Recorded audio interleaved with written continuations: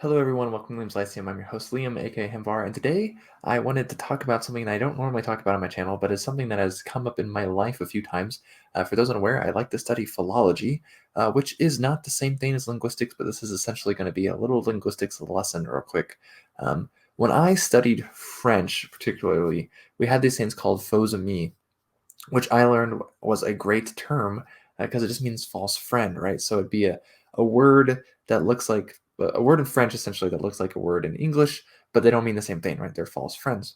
And I was like, that's a cool thing because you can tell they're related, right? They are cognates. They're not false cognates because cognate means, co-birth, like nate, like natal. You know what I mean? They were born together. They're related essentially.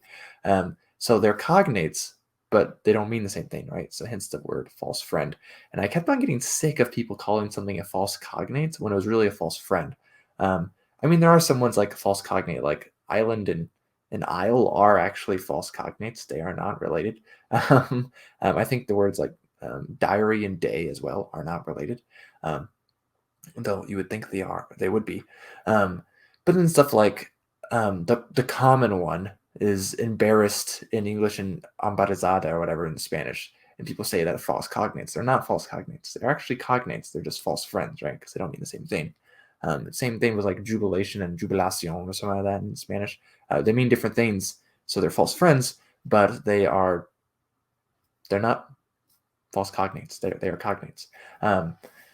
Right. So like you don't get that close and are generally off, generally speaking. So anyways, so basically a false friend or a faux ami as it is in French, are words that look similar.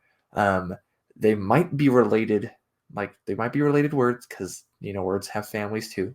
But they don't mean the same thing. And then a false cognate is a word that is not related. So false, of course, because it looks like it's related. Again, like island and isle, they're not related, but you would think they would be because they mean the same thing. So, but yeah, essentially that is it. That's the difference. There's false cognates and false friends. They're not the same thing.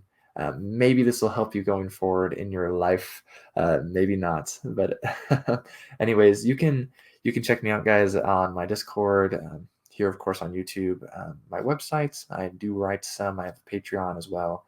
You can listen to my reviews on the radio even. So anyways, this has been Liam with Liam's Lyceum. I will catch you next time.